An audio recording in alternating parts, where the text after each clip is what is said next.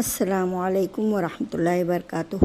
میرے معزز سامعین حضرات، کیا آپ نے کبھی سوچا کہ اس دنیا میں ہر چھوٹی سے چھوٹی چیز بھی ایک عظیم مقصد کے تحت بنی ہے؟ سورہ رحمان ہمیں یاد دلاتی ہے کہ زندگی کا نظام صرف طاقت یا دولت پر نہیں بلکہ عدل، توازن اور شکر گزاری پر قائم ہے۔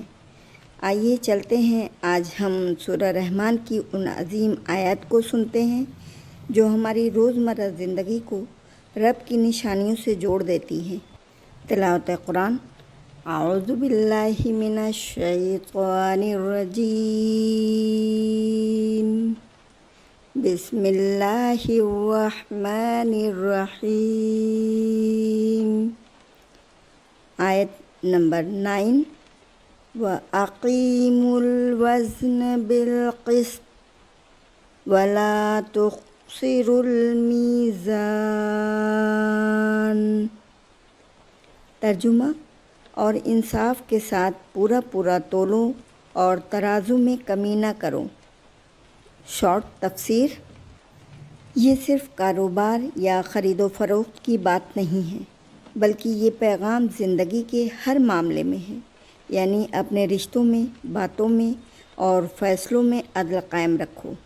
یہ آیت ہمیں یاد دلاتی ہے کہ اگر معاشرے میں انصاف نہ ہو تو نظام بگڑ جاتا ہے۔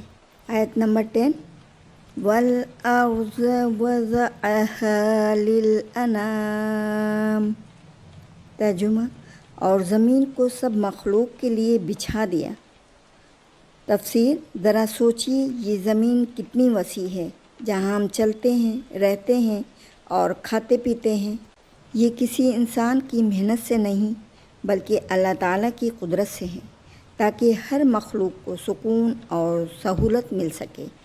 آیت نمبر 11، فِيهَا فَاكِهَةٌ وَالنَّخْلُ ذَاتُ الْأَكْمَامِ۔ ترجمہ، اس میں میوے ہیں اور غلاف والے کھجور کے درخت ہیں۔ تفسیر: پھلوں کی مٹھاس اور ذائقہ صرف کھانے کے لیے نہیں بلکہ اللہ تعالیٰ کی نعمت کی یاد دہانی ہے، اور کھجور ایک ایسا درخت جو رزق، صحت اور برکت کا ذریعہ ہے۔ یہ سب ہمارے رب کی مہربانی ہی تو ہے۔ آیت 12، وَالْحَبُّ ذُو الْعَصْفِ وَالرَّيْحَانُ۔ ترجمہ، اور دانہ بے بھوسے کے ساتھ اور خوشبودار پودے بھی ہیں۔ تفسیر: یہاں اناج کی طرف اشارہ ہے جو انسان کی بنیادی ضرورت ہوتی ہے، اور خوشبودار پودے جو ہماری روح کو تازگی بخشتے ہیں۔ یہ آیت یاد دلاتی ہے کہ اللہ تعالیٰ نے صرف جسم کے لیے نہیں بلکہ دل اور روح کے سکون کے لیے بھی نعمتیں اتاری ہیں۔ آیت 13، فَبِأَيِّ آلَاءِ رَبِّكُمَا تُكَذِّبَانِ۔ پھر تم اپنے رب کی کون کون سی نعمتوں کو جھٹلاؤ گے؟ تفسیر: یہ وہ سوال ہے جو بار بار دہرایا گیا تاکہ انسان سوچے، آخر ہم کس چیز کا انکار کر سکتے ہیں؟ زندگی کی ہر سانس، ہر لقمہ، ہر خوشبو سب ہمارے رب کی نعمت ہے۔ آیت 14، خَلَقَ الْإِنسَانَ مِنْ صَلْصَالٍ كَالْفَخَّارِ۔ ترجمہ، اس نے انسان کو بچتی ہوئی مٹی سے پیدا کیا جو ٹھکنے والی ہے۔ تفسیر: یہ ہماری اصل ہے۔ انسان اپنی طاقت اور غرور پر فخر کرتا ہے، لیکن حقیقت یہ ہے کہ ہم مٹی کے بنے ہیں۔ یہ یاد دہانی ہے کہ اصل طاقت صرف اللہ تعالیٰ کے پاس ہے، اور بندگی ہی انسان کی سب سے بڑی پہچان ہے۔